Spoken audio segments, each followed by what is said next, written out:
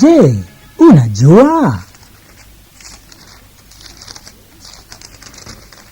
Jumatano ni siku ya kuichambua Biblia. Wapi? Katika kanisa la Full Gospel Bible Fellowship, makao makuu, barabara ya Sam Nujoma, Mwenge, Dar es Salaam. Biblia inachambuliwaje?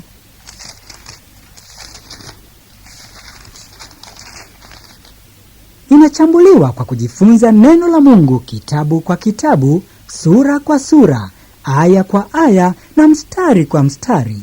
Katika kaseti hii utasikia mafundisho ya siku mojawapo ya kuichambua Biblia yakiletwa kwetu na askofu mkuu wa kanisa la Full Gospel Bible Fellowship, Askofu Zakaria Kakobe. Hakika hutakuwa ulivyo ukisikiliza mafundisho haya hadi mwisho. Lakini kwanza sikia wimbo ufuatao.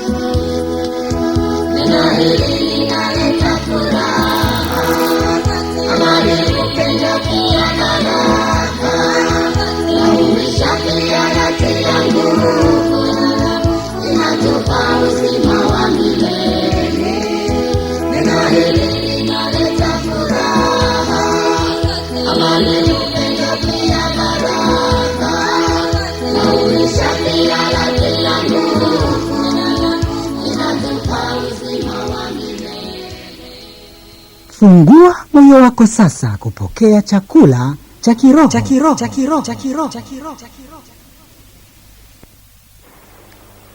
Mungu wetu, asante kwa jinsi ambavyo watu wako umewapa roho ya neema na kuomba. Maombi ni silaha muhimu kwa kila mmoja wetu. Umesema muombe, mkeshe, muombe, msiingie majaribuni. Hatuwezi kuwa washindi kama hatuombi. Umesema hamna kitu kwa kuwa muombi. Asante kwa roho maombi ambaye ameonekana kwetu. Tunakusihi azidi kuwa katikati yetu tena na tena, ili asiwepo wa yeyote kuingia majaribuni nyakati za mwisho, katika jina la Yesu. Bwana, baada ya kuomba kwetu sasa tunakusihi upate tena kutuongoza katika neno lako, tupate kujua neno lako kwa undani, tupate kuyajua yote yaliyo machukizo, ili mioyo yetu isielekee hayo, lakini tuzidi kuwa safi nyakati za mwisho. Maana umesema ni wakati ambao wakati wachafu wanazidi kuwa wachafu. Tunahitaji watakatifu kutakaswa zaidi. Bwana, mpe kila mmoja wetu sasa kuwa safi kwa lengo la kufikia kimo na cheo cha utimilifu wa Kristo, kwa neno hili katika jina la Yesu. Amen. Vizuri. Tunaendelea kujifunza Biblia zetu kwa kuangalia Wagalatia sura ile ya 5. Wagalatia sura ile ya 5. Tumekuwa tukijifunza kitabu hicho kwa muda sasa, na tutakuwa endelea pale tulipoishia wakati uliopita. Katika somo lililopita tuliishia kujifunza mstari ule wa 18. Leo tutajifunza tutakuwa tunaangalia matendo ya mwili katika mstari wa 19 mpaka mstari wa 21, ingawa muda hauwezi kuruhusu kuiangalia yote. Lakini tutakuwa tumeanza sehemu ya kwanza ya kuiangalia matendo ya mwili, na tutaendelea tena katika somo lijalo kwa neema ya Mungu. Galatia sura 5 mstari wa 19 mpaka mstari wa 21, Biblia inasema, basi matendo ya mwili ni dhahiri,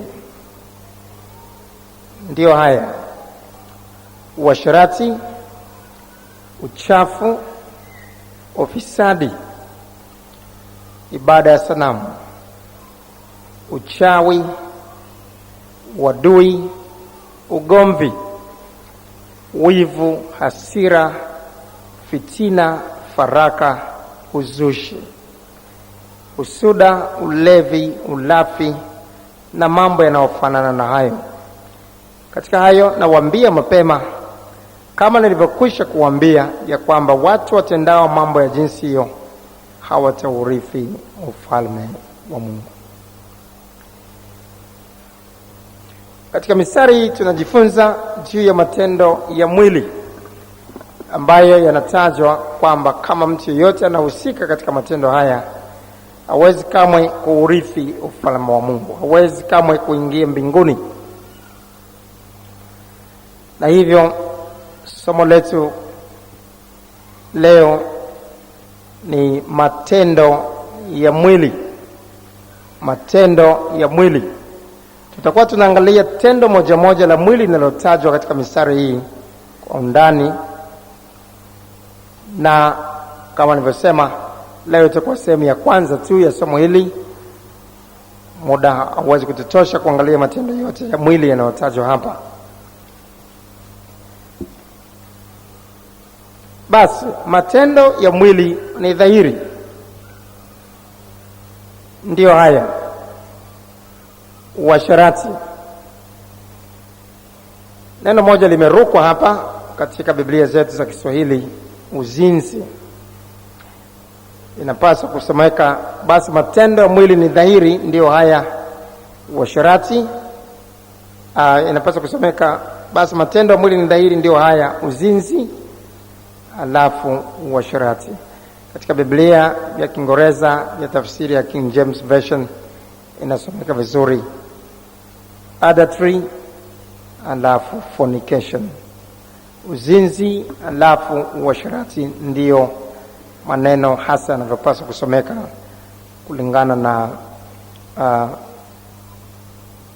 tafsiri halisi kutoka katika lugha ya mwanzo au ya asili iliyoleta Biblia kwetu.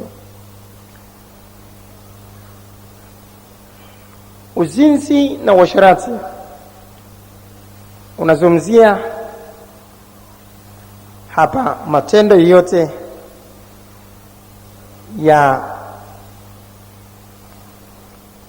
ya mume na mke kwa namna ya kindoa, lakini yaliyo nje ya ndoa. Mume anapokuwa anatembea na mke wa mtu, anafanya uzinzi, ni kinyume na ndoa, ni kinyume na agizo la Mungu kwamba mume atakuwa na mke mmoja tu mpaka kifo kiutenganishe. Kaka ambaye hajaoa au binti ambaye hajaolewa wanapofanya tendo lolote la mwili namna hiyo, wanakuwa wanafanya uasherati. Hakuna ruhusa kufanya tendo lolote hilo kabla ya ndoa kama ilivyoainishwa katika maandiko, mpaka pale ambapo kutakuwa kumepatikana ruhusa ya upande wa msichana, ya wazazi wa msichana, na hapo wakajulikana, wakaachiwa na wazazi kwenda kukaa pamoja rasmi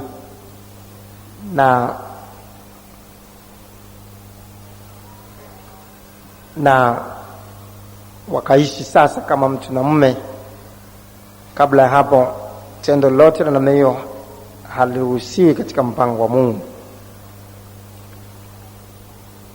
Ni pale tu ambapo watu watakuwa na kibali cha wazazi cha kuishi pamoja, na kama wako nuruni wameokolewa, lazima kutakuwa na kibali cha kanisa, kibali ambacho kitawaachilia katika jamii kufahamika kama mume na mke. Hapo ndipo tendo lile unalofanya la ndoa litakuwa kweli la kuheshimika na takatifu. Lakini uhusiano wote wa kimwili kati ya mwanaume au mwanamke nje ya ndoa utakuwa ni uzinzi kama mmoja wapo au wote wanaohusika, wanawake zao au waume zao. Utakuwa ni uasherati pale ambapo wanahusika hawajaolewa au hawajaoa. Uasherati haupaswi kamwe kutajwa kwa watu wanaotaka kwenda mbinguni. Biblia inasema katika Waefeso sura ile ya 5 mstari ule wa 3, lakini uasherati usitajwe kwenu kamwe. Uasherati haupaswi kutajwa katika kanisa kamwe. Uzinzi vyote pamoja vinapaswa kuwa mbali kabisa na kanisa, mbali kabisa na watu ambao wanalenga kumpendeza Mungu na kwenda mbinguni, kwa lengo la kwenda mbinguni.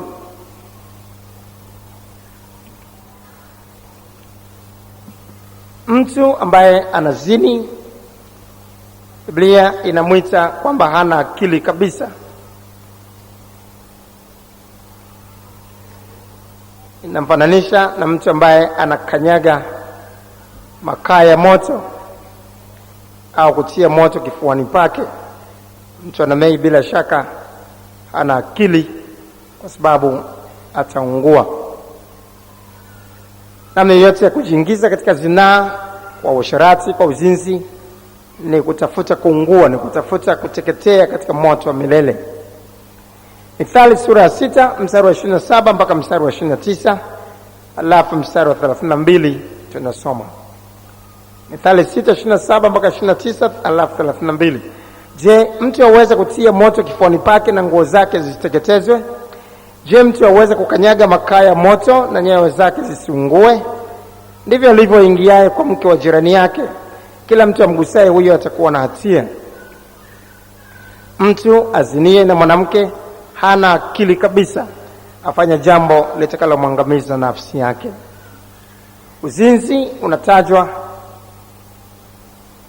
kwamba ni tendo la watu wasio na akili.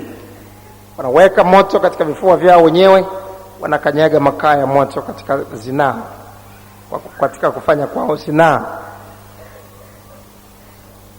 Ayubu mtakatifu wa Mungu alifahamu vizuri jinsi uzinzi ulivyokosa kuu.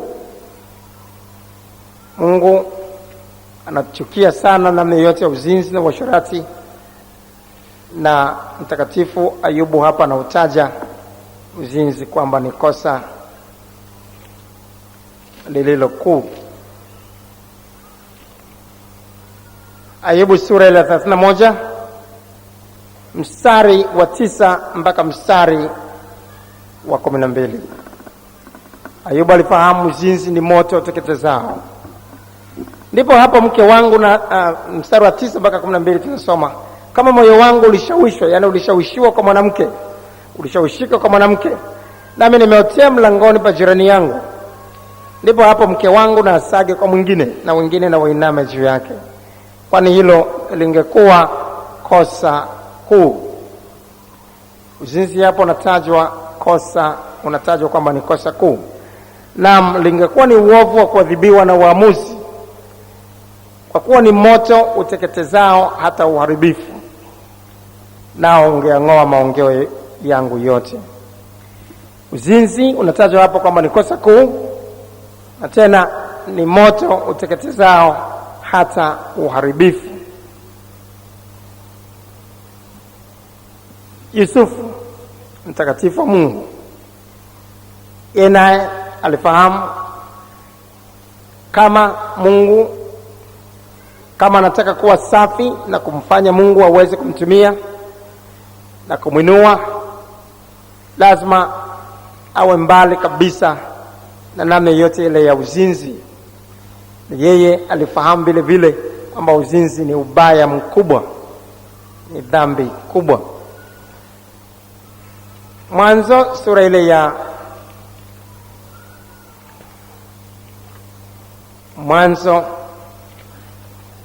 sura ile 39 mstari wa 7 mpaka mstari wa 9 tunasoma.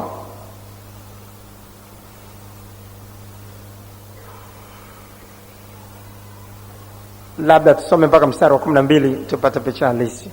Ikawa baada ya mambo hayo, mke wa bwana wake akamtamani Yusufu, akamwambia lala nami. Lakini akakataa, akamwambia mke wa bwana wake, tazama, bwana wangu hajui kitu kilichowekwa kwangu nyumbani, na vyote alivyo navyo amevitia mkononi mwangu. Hakuna mkuu katika nyumba hii kuliko mimi, wala kunizuilia kitu chochote ila wewe, kwa kuwa wewe umkewe. Nifanyeje ubaya huu mkubwa nikamkose Mungu? Unaitwa hapa ubaya mkubwa. Akawa akizidi kusema na Yusufu siku baada ya siku, lakini hakumsikia lali naye wala aongee naye. Ikawa siku moja akaingia nyumbani atende kazi yake, wala hapakuwa na mtu katika watu nyumbani humo ndani. Huyo mwanamke akamshika nguo zake akisema, lala nami. Yusufu akaiacha nguo yake mkononi mwake, akakimbia akatoka nje. Yusufu anatuwekea kielelezo. Pale ambapo tunakutana na jaribu la uasherati au uzinzi, tunapaswa kabisa kukimbia kama alivyokimbia Yusufu. Maandiko yanatuonya waziwazi kwamba tunapokuta zinaa inatusogelea, iko mbele yetu, hatupasi kuichekea, hatupasi kumhurumia huyo ambaye anataka huruma kwetu ili tufanye naye uzinzi wa uasherati. Lakini tujue huo ni moto, ni makaa ya moto kifuani kwetu, ni moto teketezao. Na maandiko yanatuonya kwamba katika hali ya namna hiyo hatuna budi kuikimbia zinaa kama alivyofanya Yusufu. Wakorintho wa kwanza sura ile ya 5 mstari wa 18, ikimbieni zinaa. Kila dhambi itendayo mwanadamu ni nje ya mwili wake, ila yeye afanye zinaa utenda dhambi juu ya mwili wake mwenyewe. Zinaa ila ni yote katika uasherati na uzinzi inakuwa ni dhambi ya tofauti kabisa na dhambi nyingine, na hakuna wa yote ambaye anaweza kumwona Mungu katika uzinzi na uasherati. Yeye ambaye ni mzinzi, wakati anadai ameokolewa, maandiko yanatuonya waziwazi kwamba mtu anamei tunapaswa kumtenga kabisa katika kanisa, anapaswa kuwa mbali kabisa katika kanisa, na hatupaswi kuchangamana naye wala kukubali kula naye. Lakini anapaswa huyo mbaya kuondolewa kabisa miongoni mwetu. Korintho kwanza sura 5 mstari ule wa 9 mpaka mstari wa 13, naliwaandikia katika waraka wangu kwamba msichangamane na wazinzi. Sisemi msichangamane kabisa na wazinzi wa dunia hii, au na wenye kutamani, au na wanyang'anya, au na wenye kuabudu sanamu, maana hapa ingekuwa lazima kutoka katika dunia. Lakini mambo yalivyo, naliwaandikia kwamba msichangamane na mtu aitwaye ndugu akiwa ni mzinzi, au mwenye kutamani, au mwenye kuabudu sanamu, au mtukanaji, au mlevi, au mnyang'anyi. Mtu wa namna hii msikubali hata kula naye. Maana nihusu nini kwa hukumu wale walio nje? Ninyi mwahukumu hao walio ndani, lakini hao walio nje Mungu atawahukumu. Ninyi mwondoeni yule mbaya miongoni mwenu. Uzinzi, uasherati yanaitwa hapa ni matendo ya mwili, na wewe yote ambaye anajihusisha katika haya hawezi kumuona Mungu kamwe. Tunarudi katika Wagalatia sasa sura ya 5 mstari wa 19 kuendelea.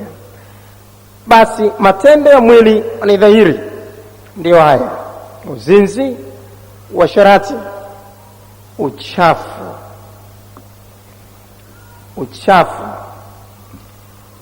Uchafu ni nini? Tunaweza kuona neno hili likitajwa tena na tena katika Biblia zetu, na katika maandiko kadhaa, na katika maandiko hayo hayamaanishi uchafu wa nguo au uchafu wa mahali pale tunapoishi. Kwa mfano katika maandiko yafuatayo, Waefeso sura 5 mstari wa 3, lakini uasherati usitajwe kwenu kamwe, wala uchafu wowote. Uasherati unahusishwa na uchafu, lakini uasherati usitajwe kwenu kamwe, wala uchafu wowote. Huu ni uchafu na uzungumzo hapo unahusiana sana na uasherati, kama tutakavyoweza kuona baadaye kidogo. Ndio maana vinaungwa hapa, lakini uasherati usitajwe kwenu kamwe, wala uchafu wowote. Warumi 6 mstari wa 19. Warumi 6 mstari wa 19. Warumi 6:19.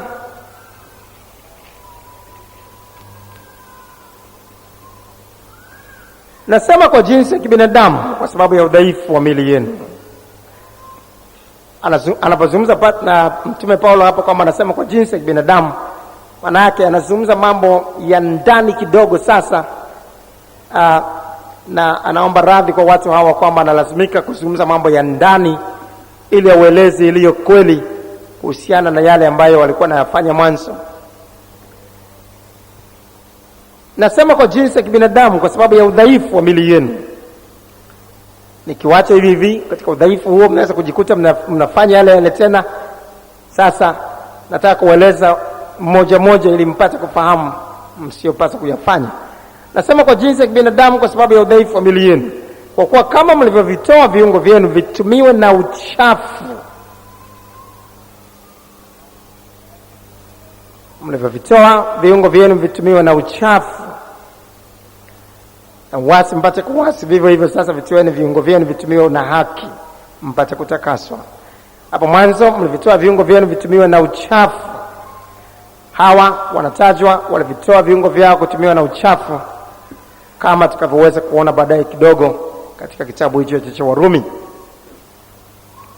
Wakorintho wa pili sura ya 12 mstari wa 21.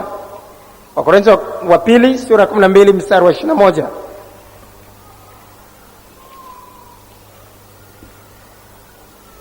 Nami nitakapokuja tena, Mungu wangu asije akanivili kwenu, nami nikawasikitikia wengi waliokosa tangu hapo, wasihutubie uchafu na uasherati na ufisadi walioufanya. Utaweza kuona uchafu, uasherati, ufisadi vinahusishwa, vinahusiana. Na hapa naambiwa wasihutubie uchafu. Hapa izungumzie uchafu wa nguo au uchafu wa mahali pale tunapoishi na kadhalika. Ni uchafu unaohusiana na uasherati na ufisadi vile vile unaotajwa unahusiana na uasherati. Ufunuo Yohana sura 22 mstari wa 11. Ufunuo Yohana 22 mstari wa 11. Mwenye kudhulumu na azidi kudhulumu, na mwenye uchafu na azidi kuwa mchafu, na mwenye haki na azidi kufanya haki, na mtakatifu na azidi kutakaswa. Mwenye uchafu na azidi kuwa mchafu, unazungumzia uchafu huu unaohusishwa na uasherati. Neno hili uchafu linatokana na neno la Kiyunani akathasia,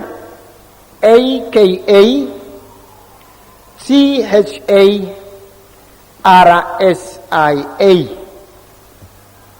Akathasia. Akathasia katika lugha ya asili maana yake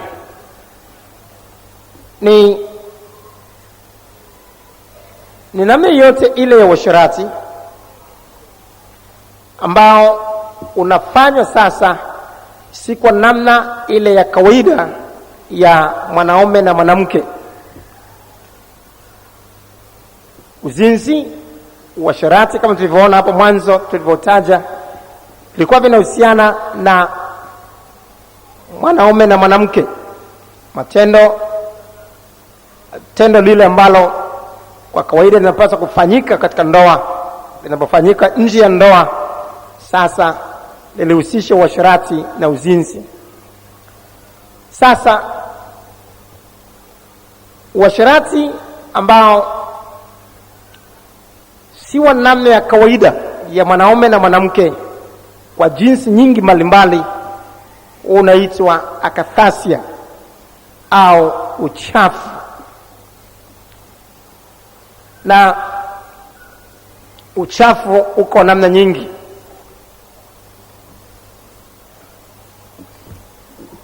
Labda kabla kuangalia aina mbalimbali za uchafu, twende katika Warumi. Kama tulivyosema, tungerudi katika kitabu cha Warumi kuangalia pale alipokuwa anazungumzia hawa Warumi kwamba kama mlivyokuwa mnavitumia viungo vyenu, mlivitoa viungo vyenu vikatumiwa kwa namna kwa matumizi ya uchafu, mlivitoa viungo vyenu vitumiwe na uchafu, sasa mnapaswa kuvitoa viungo vyenu vitumiwe kwa haki. Uchafu gani walikuwa wanafanya Warumi? Warumi sura ya 1 mstari ule wa 24 alafu mstari wa 26 mpaka mstari wa 27. Warumi 1:24 alafu 26 mpaka 27. Kwa ajili ya hayo Mungu aliwaacha katika tamaa za mioyo yao wafuate uchafu, hata wakavunjiana heshima mbele yao. Hivyo Mungu aliwaacha wafuate tamaa zao za aibu. Hata wanawake wakabadili matumizi ya asili kwa matumizi yasiyo ya asili. Wanaume nao hivyo hivyo waliacha matumizi ya mke ya asili wakawakiana tamaa. Wanaume wakiyatenda yasiyopasa. Yako matendo mengi ya namna ya uasherati ambayo ni matendo yasiyopasa, lakini yanakuwa yanahusishwa na uasherati. Haya ndio yanayotajwa hapa. Wakapata nafsini mwao malipo ya upotevu wao yaliyo haki yao.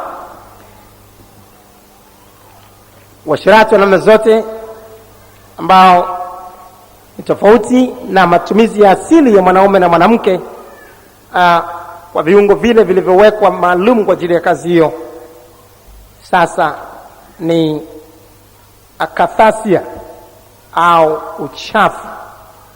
Na uchafu huu uko namna nyingi mbalimbali, na Kiswahili chetu kidogo kinakuwa hakina maneno mengi ya kuweza kutofautisha haya, lakini katika Kiingereza kunakuwa na maneno mbalimbali ambayo yanasaidia kutofautisha namna mbalimbali za uchafu. Liko neno sodomy. Sodomy au usodoma unazungumzia uchafu wa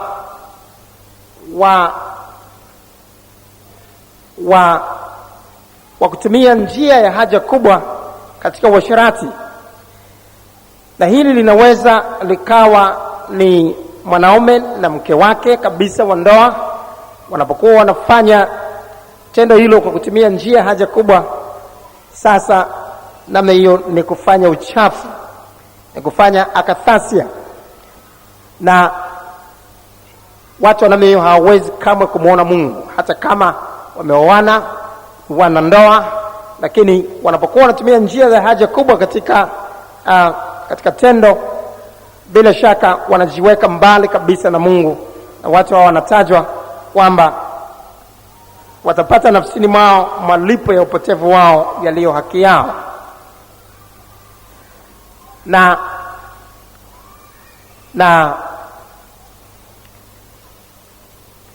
mwanaume kwa mwanaume kwa kutumia njia hiyo pia ya haja kubwa, yenyewe inaitwa homosexuality, ambayo tutaiendea hapo baadaye kidogo. Lakini katika usodoma, tendo hili la waume kuweza kuwafanya wake waliwaoa kuwatumia kwa njia isiyo ya asili limeanza kuchukua hatua kubwa sana nyakati hizi tulizonazo, na wanaume wengi wameingia katika mtego huo, na hata kuwalazimisha wanawake wengi kufanya hivyo kwa visingizio kwamba wakifanya hivyo watakuwa ndio njia nzuri ya kukwepa kuzaa watoto, na watakuwa wako huru na kuwa mbali na uzazi. Na wanaume wengine watawalazimisha wanawake wao kufanya hivyo na hata wengine watawatishia kuweza kuacha na kuvunja ndoa hizo, na kusema kama ni hivyo, kama mwanamke hutaki tenda kwa njia hiyo, basi siko tayari kuendelea na wewe. Na hali hii imekuwa kwa viwango vya kutisha wakati huu, na kutokana na uzoefu nilionao na watu wengi ambao nakutana nao katika matatizo mbalimbali, ningeweza kusema kabisa hali hii ni tishio kubwa sana sasa la uchafu, na viwango vya karibu 50% ya wanawake waliolewa wamewekwa katika mitego ya namna hii, na hata wanawake wengi wamekuwa wakifanya uchafu wa kila namna, ingawa wanadaiwa kwamba wameolewa katika ndoa. Tukikubali tendo la namna hii, tujue waziwazi jitihada zetu zozote za kwenda mbinguni zinakuwa zimekatiliwa mbali, na haitajalisha kwamba tumeolewa na huyo ni mume wetu, lakini tayari tutakuwa tumeshajihusisha na uchafu, na lazima tupige vita kwa kila namna na kuwa tayari kwa gharama yoyote. Tusiogope ndoa zetu kuvunjika na tukataka kuzitunza ndoa zetu kwa kufanya uchafu. Itatufaidia nini tukimpata mwanaume na kupata hasara ya nafsi zetu? Biblia inasema kiungo chochote kikiwa kinatukosesha kuingia mbinguni, ni afadhali tukikate. Ni afadhali huyo mwanaume akatiliwe mbali nasi, tuonekane tuna upungufu hapa duniani. Upungufu utakuwa wa muda mfupi tu. Dhiki tukoipata kwa kumkosa mume itakuwa kwa muda mfupi tu, lakini mbinguni hakuna kuoa wala kuolewa. Na tutamshukuru Mungu kwamba tulikuwa mbali na uchafu wa namna zote. Mume hataki njia ya kawaida ya asili, lazima tukosane naye kwa namna zote, na katika mazingira namna hiyo tutakikimbia hata chumba, tutaukimbia uchafu. Namna hiyo ndivyo jinsi tunavyoweza kwenda mbinguni. Na wanaume wengine wataanza matumizi ya asili katika hatua za mwanzo za kuoana kwao, lakini baadaye wanapokuwa wameishi na wake zao kwa muda mrefu, sasa watasema mwanamke huyu sasa amekwisha choka, na itakuwa vizuri kutumia njia ile nyingine ambayo itaweza kubana vizuri zaidi kuliko namna ya asili. Wote ni uchafu kwa namna yote, sababu kwa jinsi yote ile. Paulo mtume akasema, na nena kwa jinsi ya kibinadamu. Na mimi leo na nena kwa jinsi ya kibinadamu, ili hata yeye ambaye hana ufahamu wa kutosha kunisikia na kuelewa apate kuelewa, ili asitumbukie katika uchafu huu katika jina la Yesu. Ndio usodoma au sodomy. Uchafu namna nyingine ni homosexuality, ambapo mwanaume atakuwa anafanya tendo hilo na mwanaume, lakini kwa undani zaidi, kwa namna ambayo wanaume hawa watakuwa wanawakiana tamaa wao kwa wao. Na mwanaume wa namna hii atakuwa hapendi wanawake, atakuwa anapenda wanaume wenzake, na wanaume huyo atakuwa anapenda uhusiano na mwanaume mwenzie, na yeye awe kama mke. Na huo ni uchafu, ni homosexuality. Na ulawiti wa namna hiyo sasa, nao ni uchafu, na umenenwa sehemu nyingi kwamba awe yote ambaye anahusika katika ulawiti wa namna hiyo hawezi kumwona Mungu, hawezi kwa namna yote kumwona Mungu. Wakorintho wa kwanza 6 mstari wa 9, au hamjui ya kuwa wadhalimu hawataurithi ufalme wa Mungu? Msidanganyike. Washarati hawataurithi ufalme wa Mungu, wala waabudu sanamu, wala wazinzi, wala wafiraji, wala walawiti. Utaweza kuona hapa wafiraji na walawiti vinatenganishwa. Ufiraji wa namna ya mwanzo unaozungumzwa kimsingi unakuwa unazungumzia tendo la mwanaume na mwanamke kwa njia isiyo ya asili, na walawiti sasa ni mwanaume na mwanaume kwa namna ile kabisa ya kugeuzana mume na mke. Na hali na mimi sasa hawa, Biblia inasema awai yote asidanganyike kwamba watu wanaweza kuurithi ufalme wa Mungu. hawa kamwe hawezi kuurithi ufalme wa Mungu. Leo kuna ulawiti wa namna ya kutisha sehemu mbalimbali duniani, na wanatafuta hata maandiko ya kujaribu kuhalalisha ulawiti na wanaume kuoana na wanaume. Hali hiyo imekithiri, na hata yako makanisa mazima ya maelfu ya watu sehemu nyingine huko Marekani ambayo yatakuwa na wachungaji mashoga, ambao waonao wachungaji wengine kati ya hao wameolewa na wanaume wenzao, na wachungaji wengine kati ya hao wameoa wanaume, na ndoa za wanaume na wanaume zinafungwa kwa wingi wake kwa maelfu yake sasa katika dunia, na zimehalalishwa katika nchi mbalimbali duniani. Na nchi ya kwanza ya kuhalalisha ndoa za wanaume kwa wanaume ni Denmark. Ilikuwa nchi ya kwanza kuhalalisha ndoa za namna hiyo duniani, na baada ya hapo nchi nyingi sana zimefuata mkumbo. Na watasema watu hawa wanafundishwa makanisani, wachungaji, na kusema Mungu alisema nitamfanyia mwanaume msaidizi wa kufanana naye, na wanasema mwanamke hafanani na mwanaume. Mwanamke ana matiti makubwa, mwanaume hayuko hivyo, na wataanza kutoa tofauti ya mwanamke na mwanaume alivyo. Wanatofautiana katika sauti, wanatofautiana katika maumbile yao ya nyuma na kadhalika. Wanasema ni wa kufanana naye, huyo sasa ndiye msaidizi. Kwa hiyo wanatumia andiko hilo na wanahalalisha uchafu. Na yote na ni uchafu, ni watu na kamwe hawezi kumwona Mungu. Uko uchafu mwingine ambao Kiingereza unaitwa fellatio. Uchafu na mei uko sana katika nchi za Ulaya. Kwetu Tanzania si sana, ingawa uko kwa sehemu. Lakini uchafu wa fellatio ni pale ambapo mwanaume anatumia kiungo cha kiume alafu anakiweka katika mdomo wa mwanamke au mwanaume. Ni uasherati ambao unafanyika kwa kiungo cha kiume kuingizwa katika mdomo, na huu ni uchafu ambao unaitwa fellatio. Na uchafu namna zote huo unajumuishwa wote katika neno lile la Kiyunani akathasia. Uchafu mwingine ni lesbianism katika Kiingereza.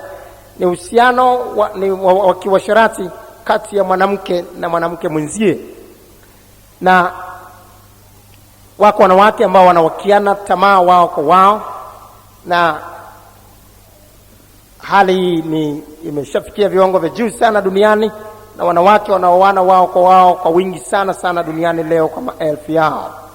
Na hii ni lesbianism, ni uchafu ambao unatajwa pia. Uchafu mwingine unaitwa Kiingereza pederasty.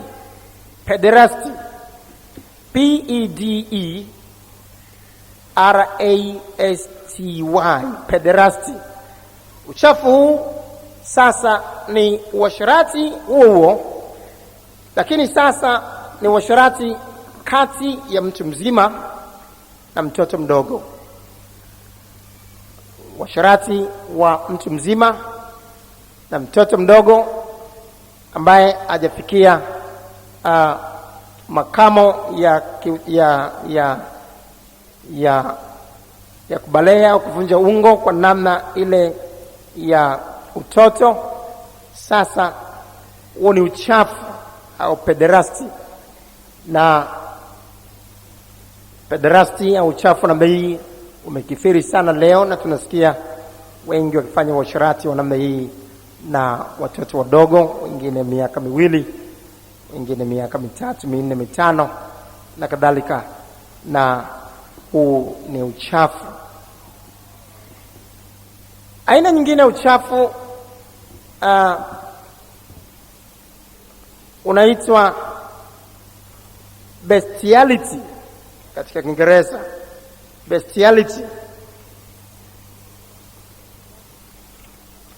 Bestiality bestiality.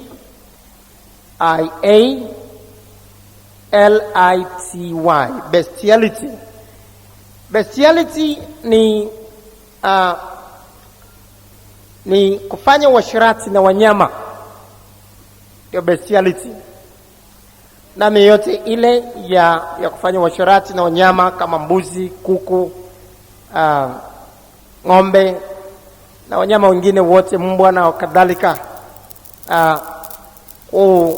unaitwa uchafu pia, ni katika jumuisho la uchafu.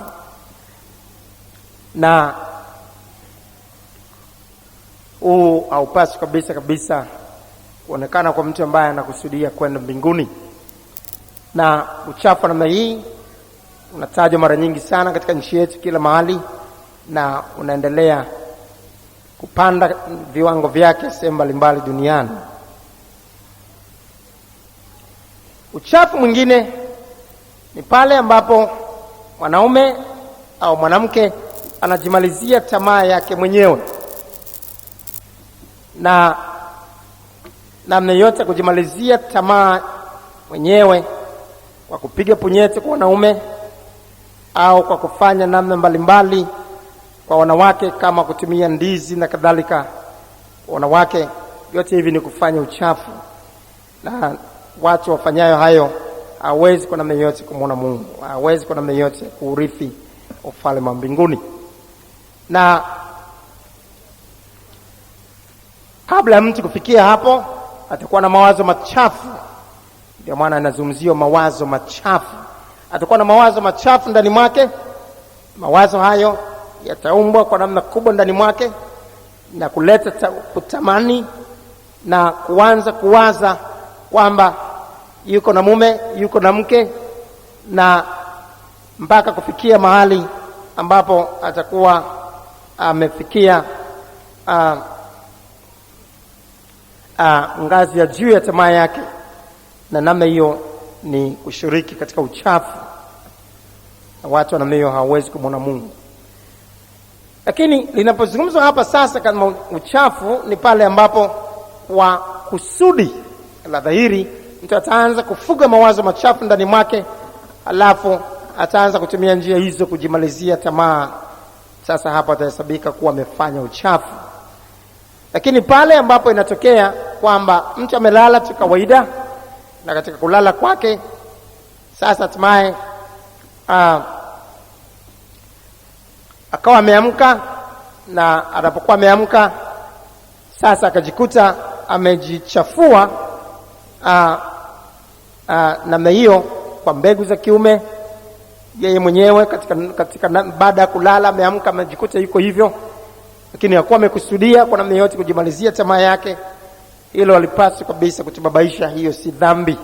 Lakini viungo ambavyo vinakuwa vinazalisha mbegu hizo mamilioni kwa mamilioni kwa muda mfupi, na kiungo kile kinapokuwa kimejaa huwa ni kama tu kitu kinachofurika alafu kumwagika, na hicho mbegu hizo uweze kutoka zenyewe. Zinapokuwa zimetoka zenyewe namna hiyo, hatuhesabiki kufanya uchafu. Vizuri sana. Baada ya kuwa tumeangalia juu ya uchafu, tuende sasa katika ufisadi. Wagalatia sura ile ya Wagalatia sura ile ya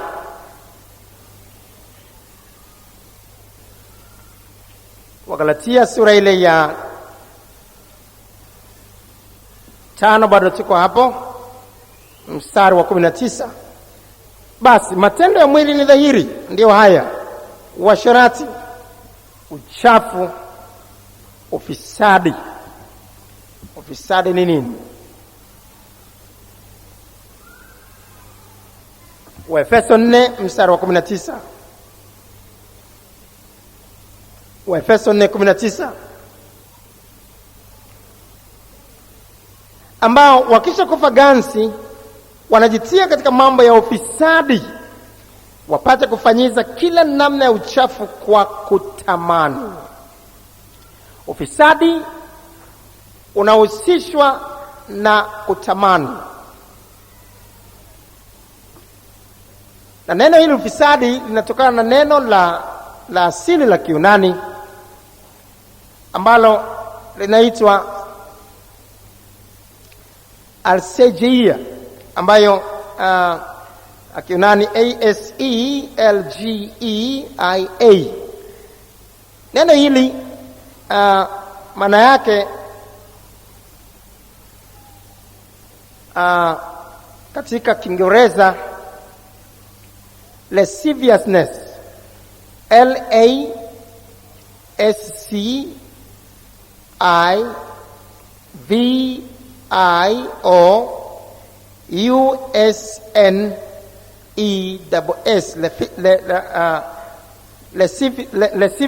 lasciviousness. Lasciviousness Kiingereza maana yake ni anything tending to foster sex sin and lust, anything promoting or partaking of that which tends to produce lewd emotions. Tungesema ni tendo lolote au jambo lolote ambalo linampelekea mtu hatimaye kupata tamaa, kujawa na kutamani kufanya uasherati au uzinzi kutokana na yale aliyoyaona, au mara nyingi inakuwa ni kwa namna ya kuyaona kwa macho. Tendo lolote ambalo linalenga kumpelekea mtu kufanya uasherati au uzinzi au kuwaka tamaa.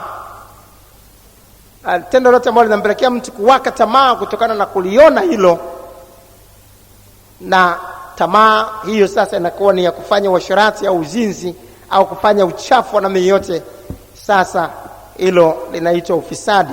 Ndio maana tunaona katika Efeso 4 hapa tuliposoma mstari ule wa 19 tunasoma, ambao wakishakufa ganzi wanajitia katika mambo ya ufisadi, wapate kufanyiza kila namna ya uchafu kwa kutamani.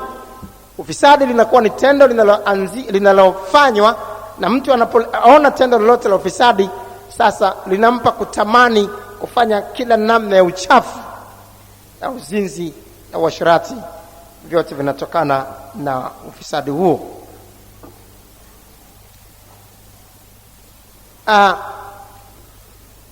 Sasa katika hili, awaye yote ambaye analiangalia tendo hilo, namna yote kuangalia tendo hilo sasa ni kufanya ufisadi. Namna yote ya kushiriki tendo hilo vile vile ni kufanya ufisadi. Kama unafanya tendo hilo ili kuwapelekea wengine kujaa tamaa, hatimaye kutamani kufanya uasherati au uzinzi kutokana na hayo aliyoyaona kwako, wewe umeshiriki ufisadi. Tendo unalofanya ni la ufisadi na unaokosesha watu kwa ufisadi wako. Yako matendo ya namna mbalimbali ambayo yanahesabika kwamba ni ufisadi. Picha za uchi. Picha zote za uchi ambazo tunaweza kuziona katika television, namna yote kuruhusu macho yetu kuziona picha za uchi namna hiyo ambazo zitatufanya tuwake tamaa, tendo hilo linaitwa ufisadi. Macho yetu namna hiyo hapa sasa tunaruhusu kushiriki katika ufisadi. Mwili wetu tunaruhusu kushiriki katika ufisadi.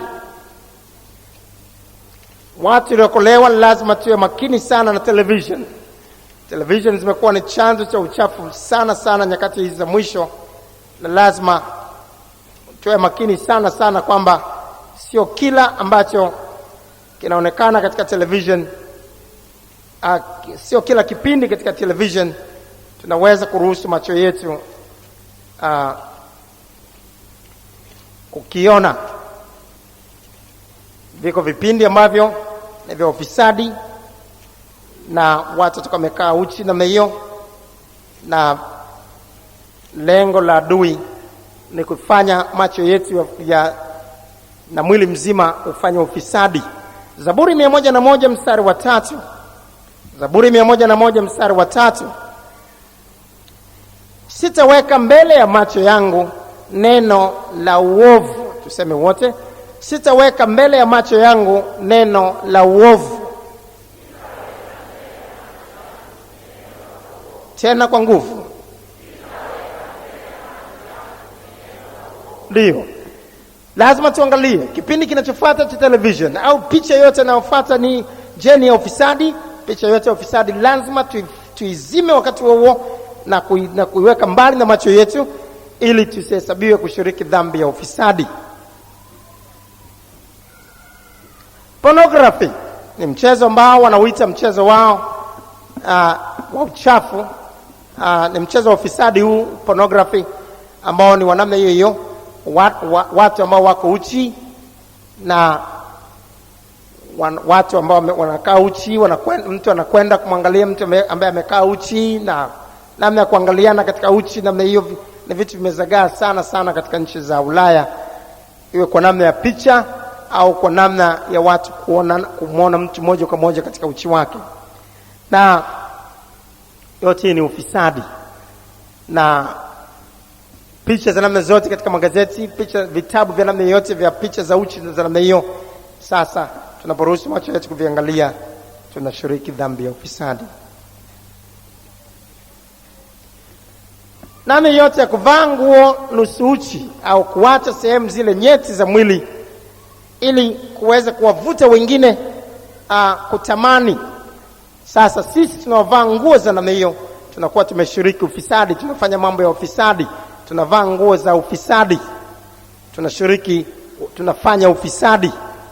Namna yote ya kuacha makwapa wazi, namna yote ya kuacha sehemu zozote nyeti.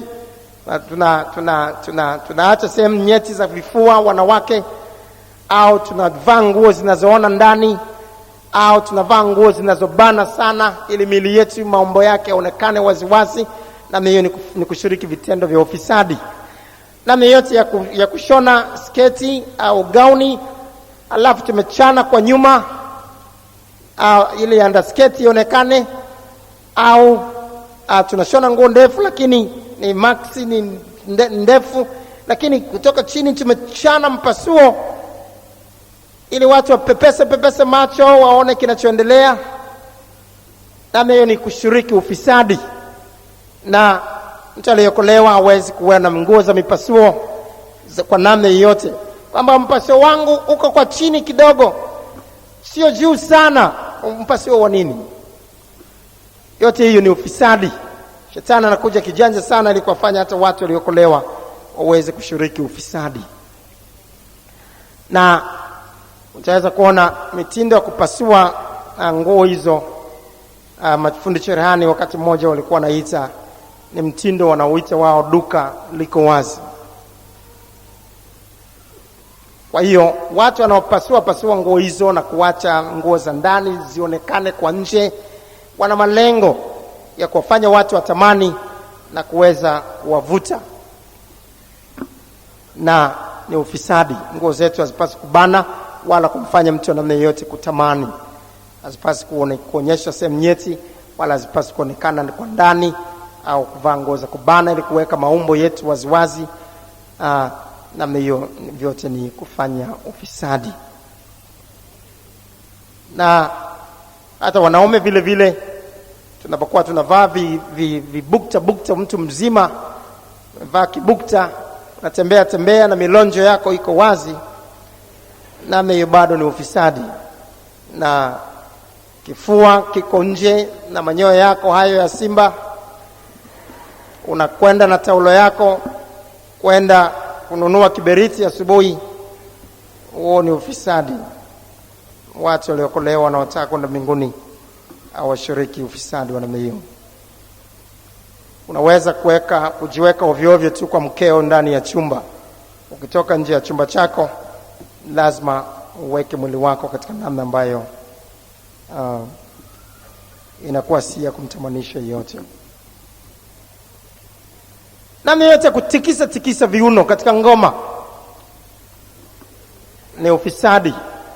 Katika ngoma za namna yote za mdundiko na sindimba na ngoma zinazofanana na hizo ambazo watu watakata viuno kwa nguvu, na ilikuwa na ngoma za namna hiyo zinawafanya watu watamani mara moja kufanya uasherati, na huo ni ufisadi.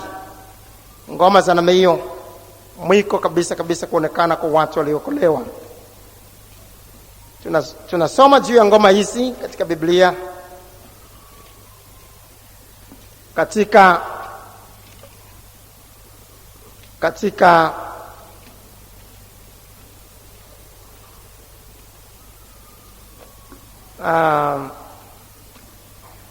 Maombolezo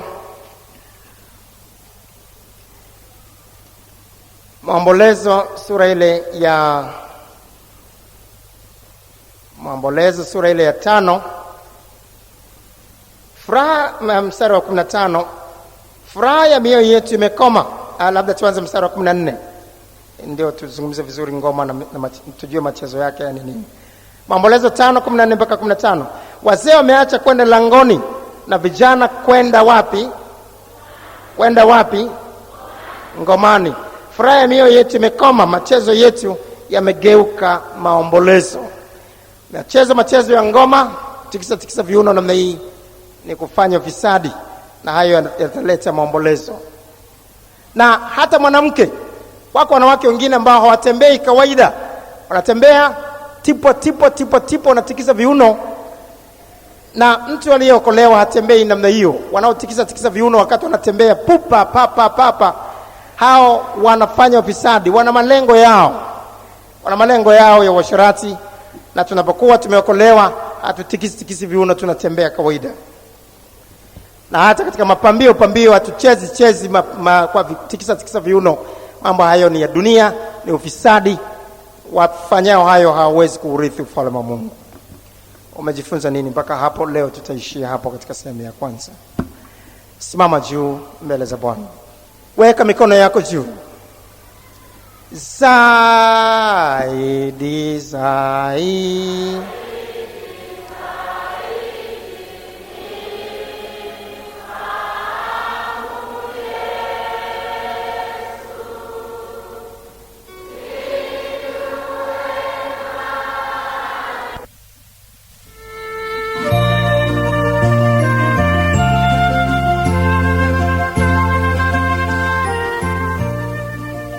Tunatumaini umebarikiwa na mafundisho haya. Biblia inasema katika Yakobo sura ya 1 mstari wa 22, lakini iweni watendaji wa neno, wala si wasikiaji tu, hali mkijidanganya nafsi zenu. Isikilize kaseti hii tena na tena na kuwapa wengine pia. Mungu akubariki.